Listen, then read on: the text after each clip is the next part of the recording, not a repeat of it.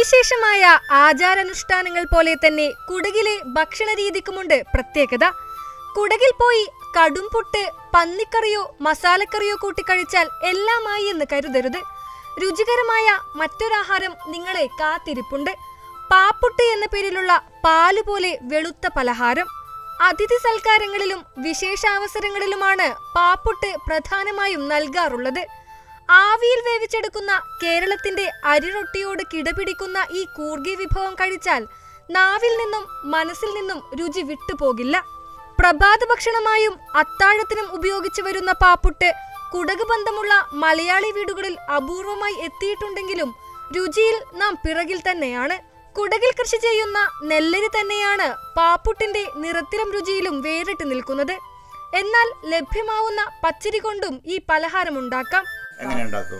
പാപ്പുട്ട് രാത്രി തരീന വെള്ളത്തിലിടണം, പച്ച വെള്ളത്തിൽ. പിന്നെ അതെല്ലാം രാവിലെ എണിച്ചിട്ട് ചായത്ത് കത്തിട്ട് അതെല്ലാം വെള്ളം ഊത്തിട്ട് പിന്നെ നല്ല വെള്ളം പൊയ്ക്കണം. പിന്നെ അതിന് സക്കര പിന്നെ തേങ്ങണ്ട ഇത് ചുരണ്ടിട്ട് ഇടണം. ഇട്ടിട്ട് സാക്കലത്ത് പ്ലേറ്റിൽ കുഴിച്ചിട്ട് സാക്കലത്ത് മൂടി വെക്കണം. പിന്നെ ഒരു അരമണി ഒരു 20 മിനിറ്റ് അത്ര വെച്ചിട്ട് പാങ്ങൽ വെഞ്ഞിട്ടാകുമ്പോൾ അതിനെടുത്തിട്ട് കുറച്ച് ആറണം.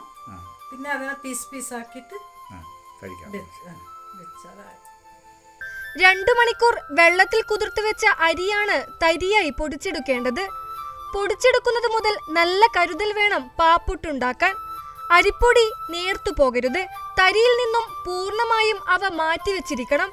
ഈ തരി 8 മണിക്കൂർ വെള്ളത്തിൽ കുതിർത്തു വെച്ച ശേഷം ആ വെള്ളം മാറ്റി തരി മുങ്ങിക്കിടക്കും വിധം വീണ്ടും വെള്ളമൊഴിക്കണം.